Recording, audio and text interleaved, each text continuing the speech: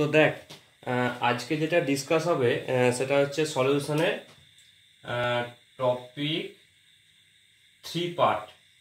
ঠিক আছে, তো এই টপিক 3-র মধ্যে আমরা যেটা পড়বো সেটা হচ্ছে কলিগেটিভ প্রপার্টি। এই কলিগেটিভ প্রপার্টি খুব খুব ইম্পর্টেন্ট। কলিগেটিভ প্রপার্টি থেকে তোর ম্যাক্সিমাম কোশ্চেন আসবে। ঠিক আছে, তো কলিগেটিভ প্রপার্টি মিন্স কি? কলিগেটিভ প্রপার্টি হচ্ছে এমন একটা property which depends on number of particle of ion. जो सॉल्यूट पार्टिकल रहता है सॉल्यूशन में, उसके अंदर जो पार्टिकल और आयन उसके ऊपर डिपेंड करता है कॉलिगेटिव प्रॉपर्टी। ठीक है, सो कॉलिगेटिव प्रॉपर्टी के अंदर 4 प्रॉपर्टी है। एक तो है relative lowering of vapour pressure, उसके बाद एलिवेशन ऑफ बॉइलिंग पॉइंट, उसके बाद डिप्रेशन इन फ्रीजिंग पॉइंट और उसके बाद ऑस्मोटिक प्रेशर। तो ये चारों जो कॉलिगेटिव प्रॉपर्टी है, ये चारों में से बहुत बहुत इंपॉर्टेंट है। मैक्सिमम क्वेश्चंस इसमें से ही आता है। ठीक है, तो पहले हम डिस्कस करेंगे relative lowering of vapour pressure. तो इसमें से कितना टाइप का क्वेश्चंस आता है वो देख। Relative lowering of vapour pressure, इसका मीनिंग क्या है? सोच कि इसमें ये प्योर सॉल्वेंट है। ठीक है, तो इसमें जो वेपर प्रेशर आएगा, इसमें जो प्रेशर क्रिएट करेगा वो होता है वेपर प्रेशर। ये वेपराइज होकर यहाँ पे वेपराइज हो गया, यहाँ पे जो प्रेशर क्रिएट करेगा वो होगा वेपर प्रेशर। ये प्योर सॉल्वेंट, सोच प्योर सॉल्वेंट का वेपर प्रेशर पी नॉट। ठीक है, प्योर सॉल्वेंट का वेपर प्रेशर पी नॉट। अभी सोच इसमें कुछ सॉल्यूट पार्टिकल मैंने ऐड किया। सॉल्यूट पार्टिकल ये नॉन वोलाटाइल है। ये जब नॉन वोलाटाइल होगा तो इसका वेपर प्रेशर क्या होगा? डिक्रीज हो जाएगा। जब और नहीं तो ऐसे सोच, ये प्योर स्टेट में था और एक तो सॉल्यूशन लिया, ये सॉल्यूशन में ये नॉन वोलाटाइल सॉल्यूट पार्टिकल है, नॉन वोलाटाइल सॉल्यूट पार्टिकल है। तो इसमें सॉल्यूशन का वेपर प्रेशर क्या होगा? थोड़ा कम होगा। मैंने पहले डिस्कस किया था कि प्योर सॉल्वेंट का वेपर प्रेशर ज्यादा है सॉल्यूशन के हिसाब से। तो इसका ये सॉल्यूशन का वेपर प्रेशर सोच P, सॉल्यूशन का वेपर प्रेशर P। तब देख, जब प्योर सॉल्वेंट था यहाँ पे 100% वेपर प्रेशर था। जब सॉल्यूशन में आ गया नॉन वोलाटाइल सॉल्यूट, देन इसका वेपर प्रेशर थोड़ा डिक्रीज हो जाएगा। और डिक्रीज कितना होगा? पहले था P नॉट, मतलब प्योर सॉल्वेंट जब था P नॉट, उसके बाद सोच प्योर सॉल्वेंट के अंदर हम नॉन वोलाटाइल सॉल्यूट ऐड कर दिया थोड़ा, मतलब नॉन वोलाटाइल तो यहाँ पे वोलाटाइल नहीं होगा, मतलब यहाँ पे वेपर प्रेशर थोड़ा डिक्रीज हो जाएगा। अभी जो वेपर प्रेशर है वो क्या है? P। तो डिक्रीज क्या हुआ? पहले था P नॉट माइनस P। ये है lowering of VP, lowering of vapour pressure. अच्छे से देख, पहले जब नॉन वोलाटाइल सॉल्यूट नहीं था तो उसका वेपर प्रेशर 100%, सोच इसमें 100% वेपर प्रेशर था यहाँ पे। अभी नॉन वोलाटाइल सॉल्यूट ऐड किया तो वेपर प्रेशर, अभी ये जो सॉल्यूशन है, ये सॉल्यूशन सोच, ये सॉल्यूशन में वेपर प्रेशर 90% हो गया। क्यों? क्योंकि नॉन वोलाटाइल सॉल्यूट आ गया। सो डिक्रीज कितना हुआ? 100% था सॉल्यूट ऐड करने के बाद, उसमें जो वेपर प्रेशर होगा 90%। तो डिक्रीज क्या हुआ है? 100 माइनस 90। क्लियर? बहुत इंपॉर्टेंट है। ये जो डिक्रीज हुआ है वेपर प्रेशर, ये किसके हिसाब से डिक्रीज हुआ है? ये नॉन वोलाटाइल सॉल्यूट, क्योंकि नॉन वोलाटाइल सॉल्यूट उसमें है, इसलिए उसका वेपर प्रेशर 100% होना चाहिए था, लेकिन वो थोड़ा कम होगा। क्यों? क्योंकि नॉन वोलाटाइल सॉल्यूट के हिसाब से। ठीक है, तो P नॉट माइनस P ये हो गया lowering of VP, lowering of vapour pressure. अच्छा, पहले क्या था? P नॉट 100%, तो P not minus P by P not, ये क्या होगा? ये टोटल जो टर्म होगा इसको कहते हैं relative lowering of VP, relative lowering of VP। अच्छे से देख, ये टर्म याद रखना होगा क्योंकि सम्स आता है इसमें। P नॉट माइनस P है लोअरिंग ऑफ VP, और P not minus P by P not मतलब 100% के हिसाब से कितना लोअरिंग हुआ है, वही होगा relative lowering of VP। Clear? अच्छा, तो ये रिलेटिव लोअरिंग ऑफ जो VP हुआ है, अब देख ये जो रिलेटिव लोअरिंग ऑफ VP हुआ है P not minus P by P not, relative lowering of VP, ये किसके वजह से हुआ है? ये हुआ है सॉल्यूट की वजह से, क्योंकि सॉल्यूट पार्टिकल नॉन वोलेटाइल है इसलिए वो वेपराइज नहीं हो सकता है, इसलिए ये इक्वल टू x2 सॉल्यूट का मोल फ्रैक्शन। यही relative lowering of vapour pressure का राउल्स का लॉ। इसमें से जो करना है वो है कॉलिगेटिव प्रॉपर्टी के अंदर relative lowering of vapour pressure, इसके अंदर राउल्स का लॉ है, ये लॉ का मैथमेटिकल एक्सप्रेशन के relative lowering of vapour pressure directly equal to the mole fraction of solute. ये रिलेटिव लोअरिंग क्यों हुआ है? सॉल्यूट की वजह से, इसलिए सॉल्यूट का mole fraction. Then x2 equal to क्या होगा? n2 by n1 plus n2, फिर इसका मतलब W2 by m2 divide by W1 by m1 plus W2 by m2। Clear? इसमें से सम्स आता है, टर्म अच्छे से याद रखना। पी नॉट मतलब प्योर स्टेट, मतलब प्योर सॉल्वेंट का वेपर प्रेशर, पी मतलब सॉल्यूशन का vapour pressure, P not minus P मतलब lowering of vapour pressure, P not minus P by P naught मतलब relative lowering of vapour pressure. तो देख इसका डेरिवेशन भी आता है। जब सोच, ये तो एक तो मैथमेटिकल फॉर्मेशन है, तो इसके बाद ऐसे सोच कि ये सॉल्यूशन डाइल्यूट लिया। डाइल्यूट मतलब उसमें सॉल्वेंट पार्ट बहुत ज्यादा है एंड सॉल्यूट पार्ट बहुत कम है। मतलब ये जो n1 प्लस n2 ये ऑलमोस्ट इक्वल टू n1 हो जाएगा। क्यों? क्योंकि n2 mole fraction of solute बहुत कम है। जब ये सॉल्यूशन डाइल्यूट होगा तो मोल फ्रैक्शन ऑफ सॉल्यूट बहुत कम होगा, इसलिए n1 plus n2 always equal to n1। तब ये फॉर्मूला क्या होगा? x2 equal to n2 by n1, तो W2 by m2 divide by W1 by m1 equal to क्या हुआ है? W2 into m1 divide by m2 into W1। तो ये हो गया P नॉट। बहुत इंपॉर्टेंट है, देख इसमें से सम्स आ सकता है और इसमें से ऐसा भी क्वेश्चन आ सकता है।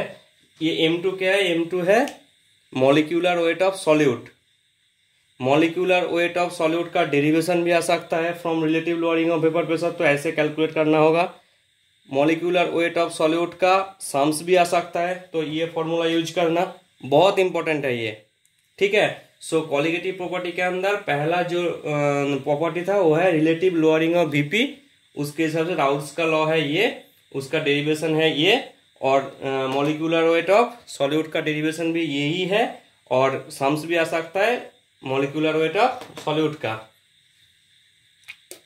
ठीक है, बहुत इंपॉर्टेंट है। अच्छा, इसके बाद देख, इसके बाद जो होगा दूसरा जो प्रॉपर्टी है वो प्रॉपर्टी है एलिवेशन ऑफ बॉइलिंग पॉइंट। क्या? Elevation of boiling point. अच्छा, इसका पहले ग्राफिकल रिप्रेजेंटेशन देख। सोच ऐसा, ग्राफिकल रिप्रेजेंटेशन भी बहुत इंपॉर्टेंट है। ऐसा ऐसा, ये है वेपर प्रेशर और इधर है टेम्परेचर, ये है सॉल्वेंट का और ये है सॉल्यूशन का। यहाँ पे एक तो क्वेश्चन है कि सॉल्वेंट का मैंने क्यों ऊपर में लिया और सॉल्यूशन का क्यों नीचे में? क्योंकि मैंने फर्स्ट क्लास में किया था टॉपिक 2 का कि प्योर वेपर प्रेशर का, प्योर सॉल्वेंट का vapour pressure always greater than solution का होता है, इसलिए सॉल्वेंट का वेपर प्रेशर ज्यादा होगा, सॉल्यूशन का कम होगा। ठीक है, इसलिए ग्राफ ऐसा लिया, सॉल्वेंट को ऊपर में सॉल्यूशन के नीचे में। तो सोच कि इसमें ये 1 एटमॉस्फेयर है, 1 एटमॉस्फेरिक प्रेशर में क्या होता है? सॉल्यूशन 1 एटमॉस्फेरिक प्रेशर में वो बॉयल होता है कोई लिक्विड, ऐसा सोच। सो ये एटमॉस्फेरिक प्रेशर में इसका जो बॉइलिंग पॉइंट होगा, देख ये सोच टीबी। ठीक है, इसका होगा टीबी। ठीक है, अच्छा, यही एटमॉस्फेरिक प्रेशर में सॉल्यूशन का बॉइलिंग पॉइंट देख टीबी डैश। ये सोच कोई बॉइलिंग पॉइंट सॉल्यूशन का, ये सॉल्वेंट का। तो ये प्रेशर, ये एटमॉस्फेरिक प्रेशर में जो टेम्परेचर लगेगा सॉल्वेंट का, सॉल्यूशन का देख थोड़ा टेम्परेचर ज्यादा लगेगा। सेम एटमॉस्फेरिक प्रेशर में एक सॉल्वेंट जो टेम्परेचर में बॉयल होता है, सॉल्यूशन का टेम्परेचर थोड़ा ज्यादा होता है। तो एलिवेशन मतलब जैसे 100 डिग्री सेंटीग्रेड टेम्परेचर में वाटर बॉयल होता है, लेकिन उसमें थोड़ा नमक डाल दे तो उसका टेम्परेचर 109 डिग्री हो जाएगा, मतलब इंक्रीज हो गया। ये हो गया एलिवेशन। प्योर सॉल्वेंट था ये, इसमें थोड़ा सॉल्यूट डाल दे तो उसका टेम्परेचर हो जाएगा ये। ठीक है, बहुत इंपॉर्टेंट है। तो एलिवेट कितना हुआ है, डेल्टा टीबी। अच्छा, इसमें से जो क्वेश्चन आएगा राउल्स का लॉ। राउल्स का लॉ क्या है कि elevation of boiling point directly proportional to the molality of solution. ठीक है, ये एलिवेशन ऑफ बॉइलिंग पॉइंट मतलब delta TB equal to TB dash minus TB proportional to M. बहुत इंपॉर्टेंट है मैथ करने के लिए, इसमें हर टर्म को याद रखना होगा। ये है बॉइलिंग पॉइंट ऑफ सॉल्यूशन, ये है बॉइलिंग पॉइंट ऑफ सॉल्वेंट, और ये डेल्टा टीबी है एलिवेशन ऑफ बॉइलिंग। कोई कोई सम्स में ऐसा होता है कि एलिवेशन ऑफ बॉइलिंग इतना 0.28 केल्विन, मतलब तेरे को तब जो फॉर्मूला लेना है delta TB proportional to M. और कुछ कुछ क्वेश्चन में ऐसा होता है कि boiling point of solution 100 degree, तब बॉइलिंग पॉइंट लेना है, और प्योर सॉल्वेंट का तो बॉइलिंग पॉइंट हो ही जाएगा। क्लियर, जैसा टर्म होगा ऐसा ही फॉर्मूला लेना है। तो ये तब delta TB equal to TB dash minus TB, ये प्रोपोर्शनल को हटाने के लिए केबी इंटू एम। केबी होता है मोलाल एलिवेशन कांस्टेंट, बहुत इंपॉर्टेंट है। और एम मोलालिटी, मोलालिटी मतलब KB into W2 into 1000 divide by M2 into W1। Delta TB equal to TB dash minus TB.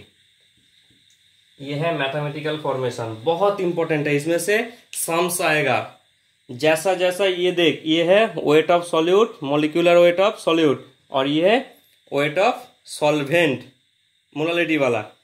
तो जैसा जैसा सम्स में टर्म्स यूज होगा ऐसा फॉर्मूला ऐसा बना के लेना, क्योंकि एलिवेशन ऑफ बॉइलिंग होगा तो डेल्टा टीबी को लेना, इसको हटा दे, और जब बॉइलिंग पॉइंट ऑफ सॉल्वेंट और बॉइलिंग पॉइंट ऑफ सॉल्यूशन होगा तो इसको हटा दे, ये लेना है। ठीक है, देख इसमें से और एक तो क्वेश्चन आता है कि डेरिवेशन करो molecular weight of solute from elevation of boiling point.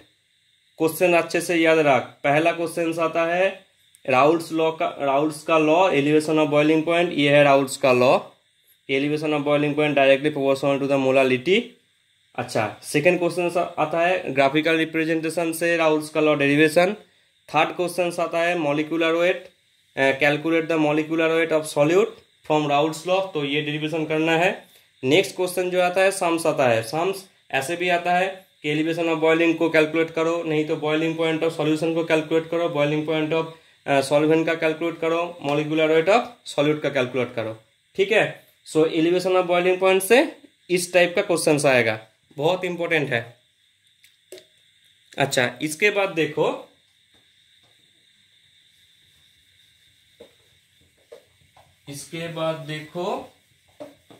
Depression in freezing point. Third property depression in freezing point.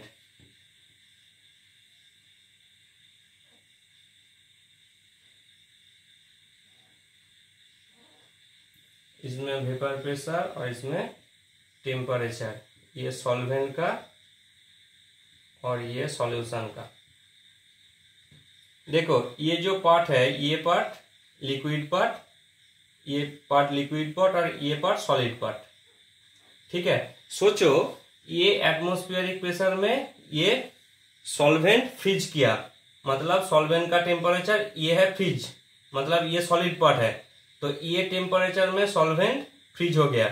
ये है TF, मतलब फ्रीजिंग पॉइंट ऑफ सॉल्वेंट, इसलिए TF दिया।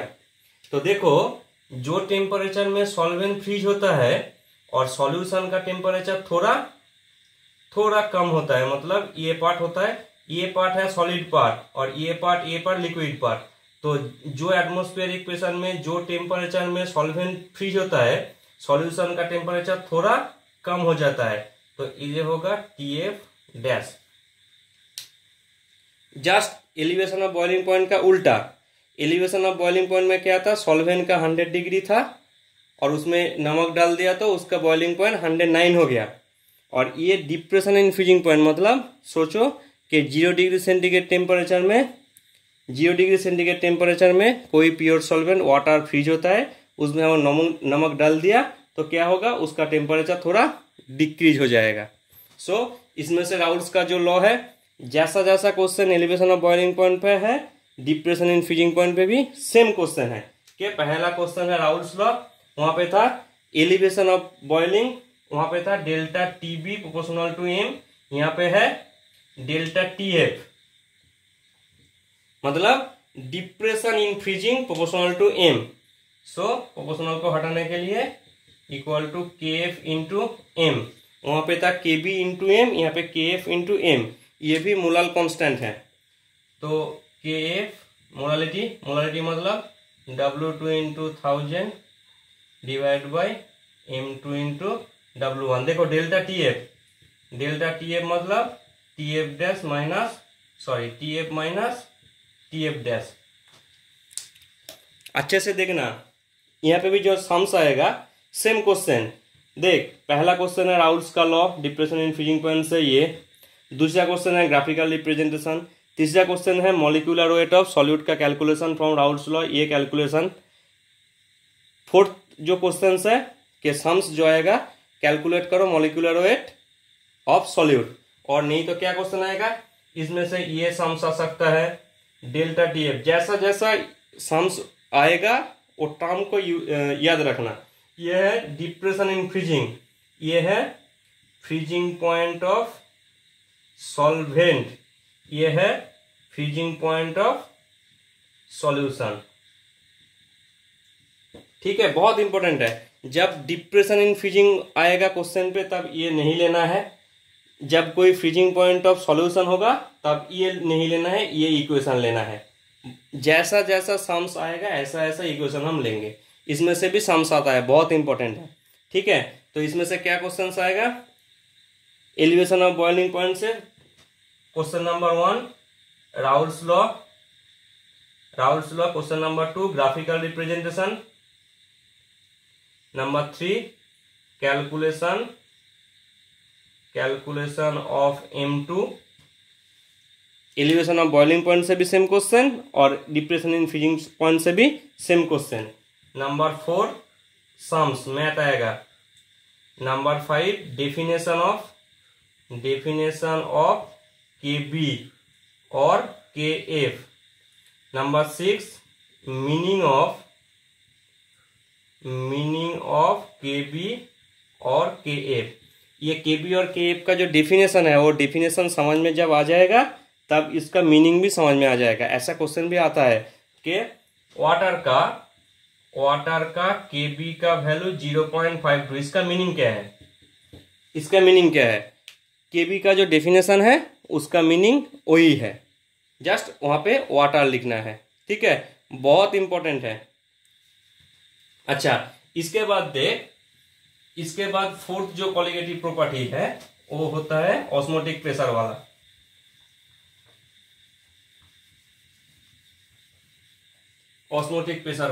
Fourth osmotic pressure. अच्छा, याद रखना कि पहला 3 जो प्रॉपर्टी था relative lowering of vapour pressure, elevation of boiling point, depression in freezing point, ये तीनों में राउल्स का लॉ था। लेकिन ऑस्मोटिक प्रेशर में जो होगा वो होगा वेंट ऑफ इक्वेशन। पहला तीनों लॉ में था राउल्स का लॉ और इसमें होगा वेंट ऑफ इक्वेशन। सो ये वेंट ऑफ इक्वेशन को डिराइव करने का पहले कुछ टर्म जानना होगा कि व्हाट इज ऑस्मोटिक प्रेशर है। अच्छा देख, सोच इसमें ये पिस्टन है, सोच ये है प्योर सॉल्वेंट, ये बायोलॉजी में है, और ये है सॉल्यूशन। तो सॉल्यूशन का density concentration of solution greater than concentration of solvent. तो इसमें क्या है, ये प्योर सॉल्वेंट और ये सॉल्यूशन, इसके अंदर में एक सेमी परमेएबल मेम्ब्रेन है। ठीक है। सोच प्योर जब इसमें प्रेशर क्रिएट होगा, हाँ, जब ऑस्मोटिक प्रेशर क्या होता है ये बायोलॉजी में है। सोच कि हम इसमें ये सोच ए और ये बी, हम बी में एक्चुअली ए में हम प्रेशर क्रिएट करेंगे तो क्या होगा, ये सॉल्वेंट का कॉन्सेंट्रेशन लो है, इसलिए सॉल्वेंट का कॉन्सेंट्रेशन सॉल्यूशन के कॉन्सेंट्रेशन के हिसाब से वो उधर जाएगा। क्लियर। जो नॉर्मल जो कंडीशन है प्योर सॉल्वेंट से कॉन्सेंट्रेशन सॉल्यूशन में जाएगा। ठीक है, ये है ऑस्मोटिक, ये होता है ऑस्मोसिस। What is osmosis? के लोअर कॉन्सेंट्रेशन से हायर कॉन्सेंट्रेशन में वो कॉन्सेंट्रेशन मतलब वो लिक्विड जाएगा। और ये ऑस्मोटिक प्रेशर क्या है? सोच के इसमें हम प्रेशर क्रिएट किया, ये बी में प्रेशर क्रिएट किया, मतलब सॉल्यूशन में हम प्रेशर क्रिएट किया। क्यों क्रिएट किया? जब ये जो इस सॉल्यूशन से इस सॉल्यूशन में लिक्विड जा रहा था, ये जाने का जो लिक्विड था वो लिक्विड को हम जाने नहीं देंगे। मतलब जो प्रेशर क्रिएट करने के बाद ये लिक्विड लोअर से हायर कॉन्सेंट्रेशन में नहीं जाएगा, उस प्रेशर को कहते हैं ऑस्मोटिक प्रेशर। क्लियर। जो प्रेशर क्रिएट करने के बाद ये लोअर कॉन्सेंट्रेशन मतलब प्योर सॉल्वेंट से लिक्विड सॉल्यूशन में नहीं जाएगा, उस प्रेशर को कहते हैं ऑस्मोटिक प्रेशर। क्लियर। हाँ, तो इसमें से जो क्वेश्चन आता है वो होता है what is reverse osmosis. Reverse osmosis, ये रिवर्स ऑस्मोसिस क्या होता है? इसका डेफिनेशन आता है कि सोच ऑस्मोटिक प्रेशर तो जो प्रेशर क्रिएट करना है इधर से इधर लिक्विड जैसे नहीं पहुंच पाएंगे, उसके हिसाब से जितना प्रेशर क्रिएट करना है उस प्रेशर को कहते हैं ऑस्मोटिक प्रेशर। और रिवर्स ऑस्मोसिस क्या है? सोच इसमें प्रेशर ज्यादा क्रिएट कर दिया, मतलब ये प्योर सॉल्वेंट से सॉल्यूशन में लिक्विड को जाने के लिए मतलब स्टॉप करने के लिए लिक्विड जा रहा था, वो स्टॉप करने के लिए जो प्रेशर है ऑस्मोटिक प्रेशर, लेकिन यहाँ पे सोच प्रेशर ज्यादा कर दिया, मतलब सॉल्यूशन से प्योर सॉल्वेंट के हिसाब से वो लिक्विड जाएगा, उसको कहते हैं रिवर्स ऑस्मोसिस। जब ऑस्मोटिक प्रेशर के ज्यादा प्रेशर हम इसमें क्रिएट करेंगे, ऑस्मोटिक प्रेशर का ज्यादा प्रेशर इसमें हम क्रिएट करेंगे तो क्या होगा, सॉल्यूशन से लिक्विड सॉल्वेंट की तरह जाएगा, उसको कहते हैं रिवर्स ऑस्मोसिस। का डेफिनेशन लगेगा। ठीक है, तो अब आ जा ये वैन टॉप इक्वेशन में। वैन टॉप इक्वेशन क्या है? ये जो ऑस्मोटिक प्रेशर था वो osmotic pressure directly proportional to the concentration of solution, और ये number 1। Number 2 osmotic pressure directly proportional to the temperature. ये दोनों है वैन टॉप इक्वेशन। तो ये दोनों को मिला के क्या होगा, pi proportional to C T, इसको हटाने के लिए pi equal to C R T, R universal constant, so pi equal to C R T. C क्या है? कॉन्सेंट्रेशन, कॉन्सेंट्रेशन मतलब number of mole by volume of solution. ये इन मतलब N2 number of moles of solute. तो equation क्या हो गया, पाई भी equal to N2 RT equal to W2 by M2 RT। देख इसमें से किस टाइप का क्वेश्चन आएगा इस टॉपिक के अंदर? Van't Hoff equation number 1 question, number 2 question derivation of molecular weight of solute from van't Hoff equation, number 3 question sums आएगा। इस इक्वेशन से मॉलिक्यूलर वेट को कैलकुलेट करने के लिए सम्स आएगा, बहुत इंपॉर्टेंट है। ठीक है, यहाँ से जितना सम्स आएगा सब डायरेक्ट फॉर्मूला के हिसाब से आएगा। तो ये था कॉलिगेटिव प्रॉपर्टी का चौथा प्रॉपर्टी। तो इसमें से कुछ टर्म रीडिंग कर लेना किताब से, जैसे hypertonic solution, hypotonic solution, isotonic solution. Isotonic मतलब दो सॉल्यूशन का कॉन्सेंट्रेशन सेम होगा। हाइपरटोनिक का मतलब सोच एक सॉल्यूशन का कॉन्सेंट्रेशन लो है, एक का हाई है, लो के हिसाब से हाई का होगा तो हाइपरटोनिक और उल्टा होगा तो हाइपोटोनिक। एक बार जस्ट रीडिंग कर लेना, ठीक है, क्योंकि उसमें से सम्स आएगा और उसका कुछ एग्जाम्पल भी करना, किताब से को रीडिंग कर लेना। तो ये था कॉलिगेटिव प्रॉपर्टी का 4 प्रॉपर्टी। अच्छा, ध्यान में रखना कि ये जो चारों कॉलिगेटिव प्रॉपर्टी है, ये चारों कॉलिगेटिव प्रॉपर्टी का सॉल्यूट कैसा होगा? सॉल्यूट का नेचर होगा नॉन डिसोसिएटिव, नॉन एसोसिएटिव